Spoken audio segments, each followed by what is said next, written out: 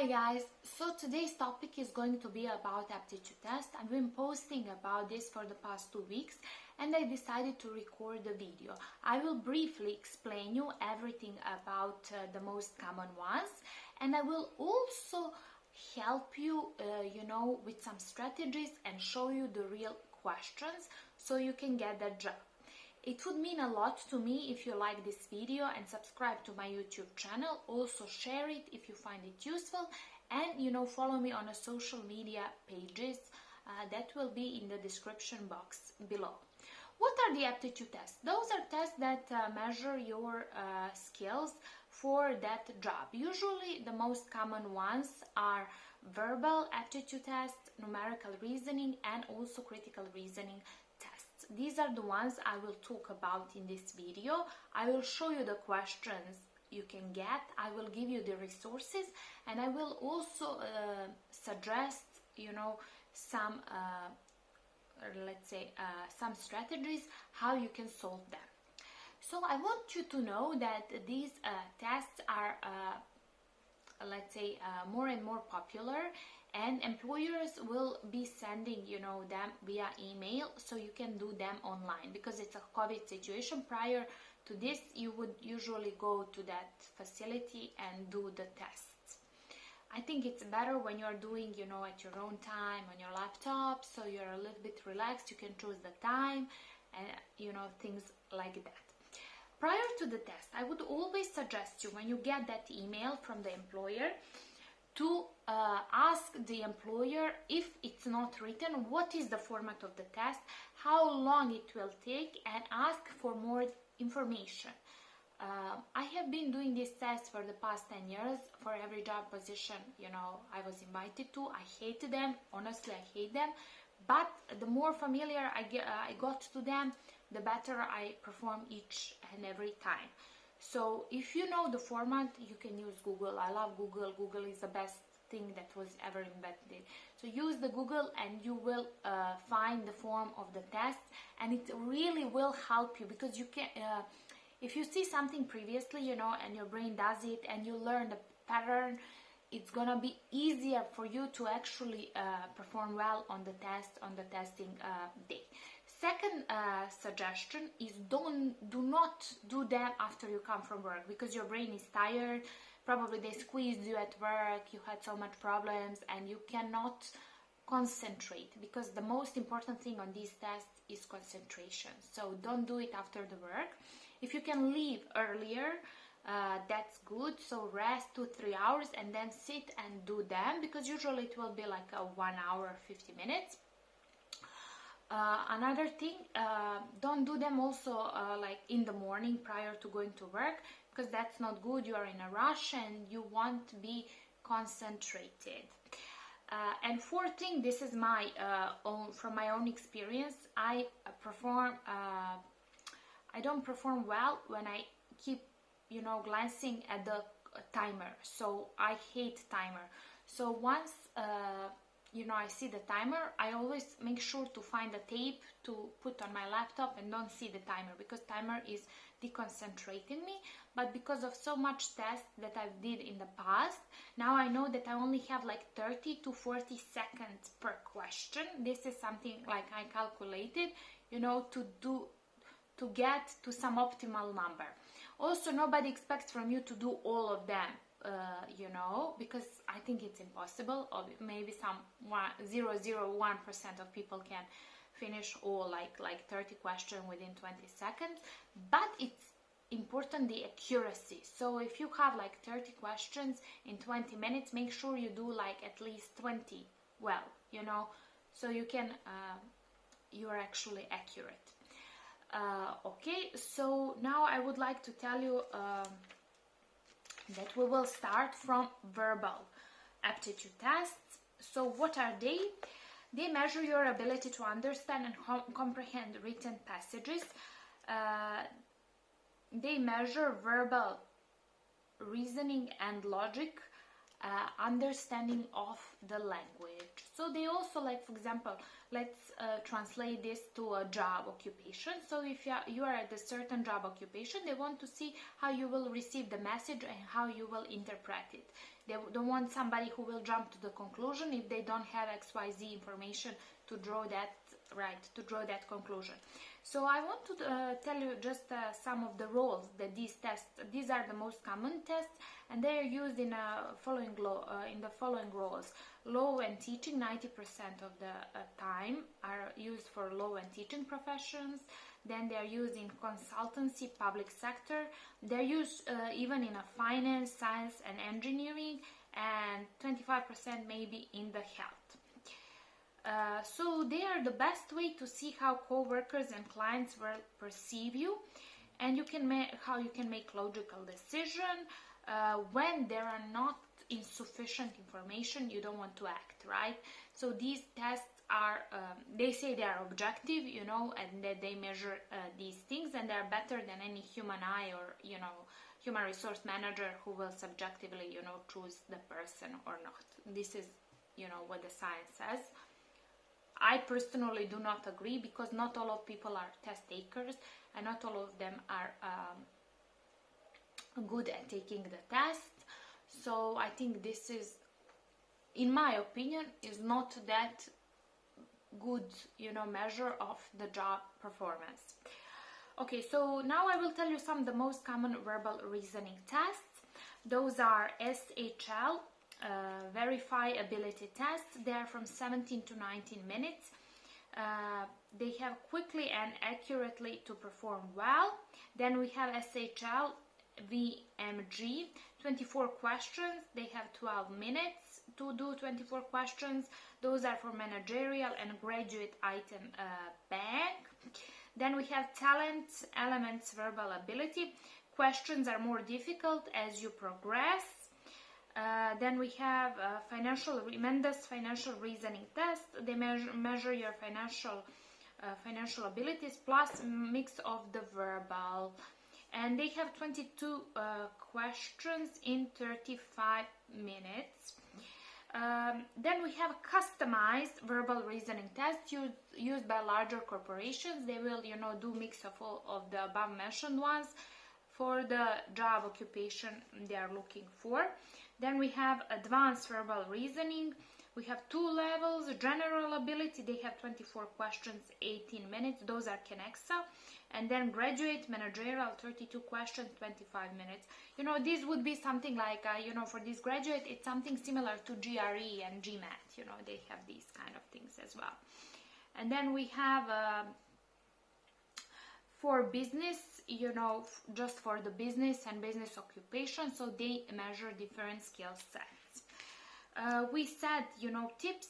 The number 1 tip, practice as much as you can. Find out what is the form of the test, so you can compare, which of one of these you will get. Because usually you won't be asked only to do 1. You will be asked to do 2 or 3, one after each. Okay. So during the test, we said concentration is the key. Use process of elimination. This is great thing.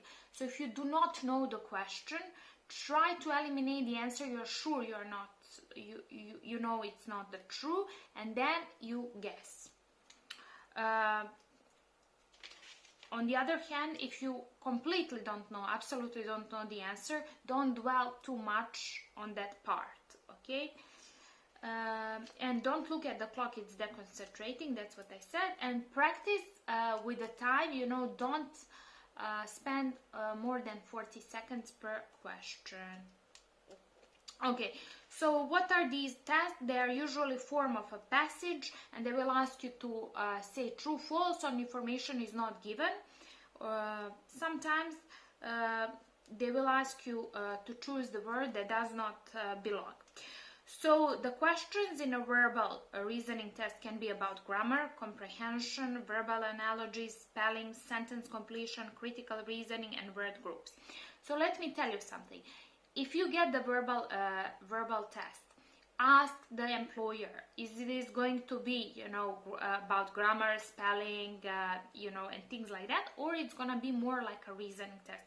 Because grammar and spelling are easier, but still it's gonna be hard for non-native English speakers, because you are doing a test and the words, sometimes you don't know these words, Nobody wants you to learn these fancy words like a long words, but because not lots of people will pass, but still there will come up the words that non-native speakers have trouble with. So you see, it's in the start, it's not that objective. Okay, so these are going to be the verbal reasoning tests. Later on, I will show you on my computer, some examples, and I will give you resources where you can practice them for free. Okay, so what are the reasoning tests? They're measuring your reasoning. They want you to find a correct answer among a set of possible options, and they have different kinds of versions. So you can get diagrams, a logical reasoning test, you can get inductive, you can get verbal logical reasoning, and you can get abstract. So for me, these abstract are the ones I'm not very, good with. Now, numerical tests.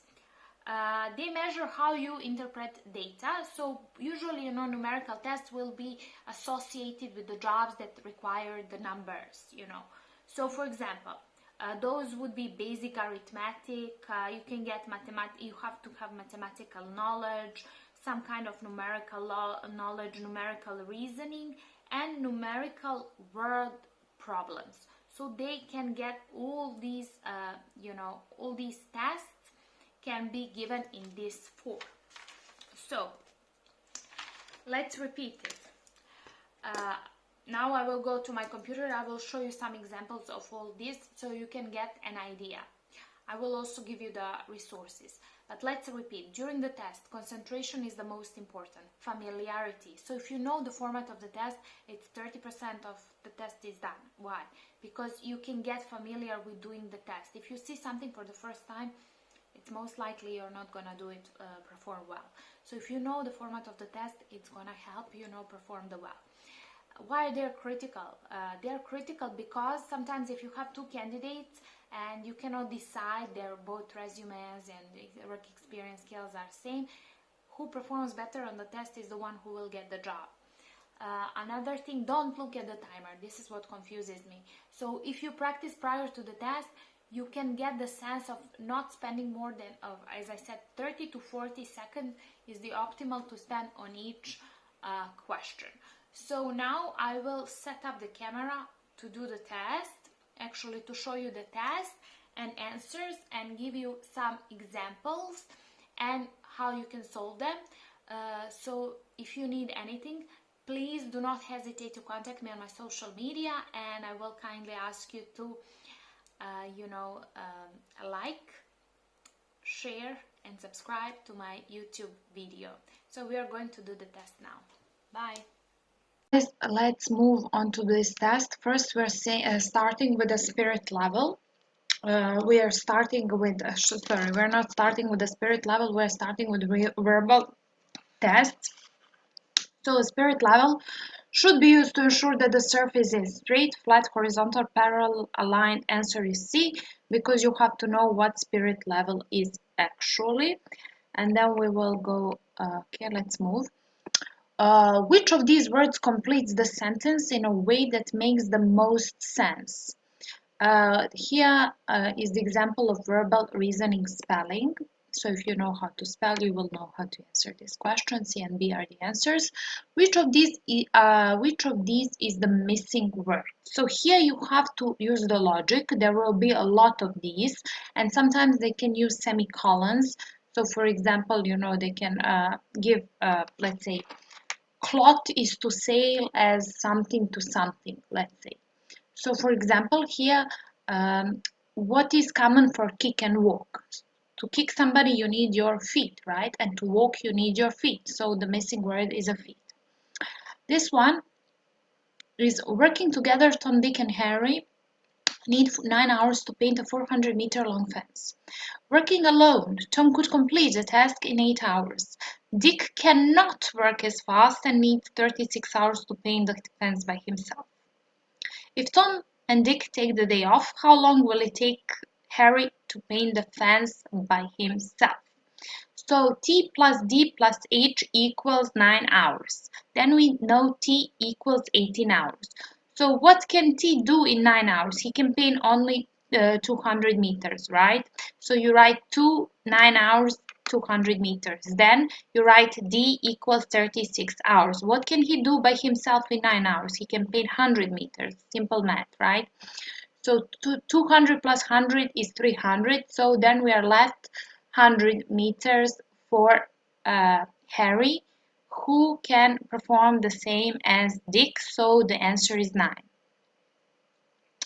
This is taken from this website. So I will link this website in the description box below. These are the ones I hate the most. These are verbal logical reasoning sample questions. You have a figures and you need to find a pattern. First, we have to see which pattern shows in all the pictures, right? So what shows in all the pictures, right? So that pattern. Each square contains 3 shapes. The black circle is the only shape that constantly appears. So this is the first thing we have to know. It travels along the column up and down, one step at a time, right? It travels. The other shapes appear in 2 consecutive squares and then do not appear in the second square, right? In the next square. The shape that remains in the frame in regards to the last step from the left maintains its relative position to the other shape. What is really helpful in this question is to find the pattern. So find the shape that appears or disappears, right? And then think in this or that way how to do it. The more you do this, the more you will realize what kind of question they will be, they're more likely to ask you. So here, I love these ones. If there are no dancers that aren't slim and no singers that aren't dancers, then which statements are always true? I always draw a picture. So you can draw a picture with circles, and then the answer is really obvious, which is the answer is all singers are slim. Deductive reasoning. This is also really easy, at least for me. All men are mortal. Socrates is a man, therefore Socrates is mortal. Now they're explaining what inductive reasoning or inductive logic is. You can find this on their website. I will write the link below. Abductive reasoning or abductive logic. So this is the link where I took these examples from. And lastly, this will be numerical reasoning, which will, this is the question, what will Hugh's profits be in April, assuming his profits will be 25% below his average from the first quarter? So you have to look at the diagram. I know you don't have enough time, so maybe spend 40 seconds for this question, but they explain you here, they gave you the math, so the answer is 12,000. So think about this, when you're doing as I said, the best way to do this kind of question is to practice, get familiar with the kind of question and the ways how to solve certain questions. If you bump to some question, you will know the way how to solve it, then it's easier for you. You will pass these exams. Personally, I hate these diagrams, but I'm good at it. But for in 40 seconds, I'm prone to make mistakes. But if you practice like more and more, then you learn how to use also process of elimination, and it will be very helpful. So let me stop recording. Okay, stop.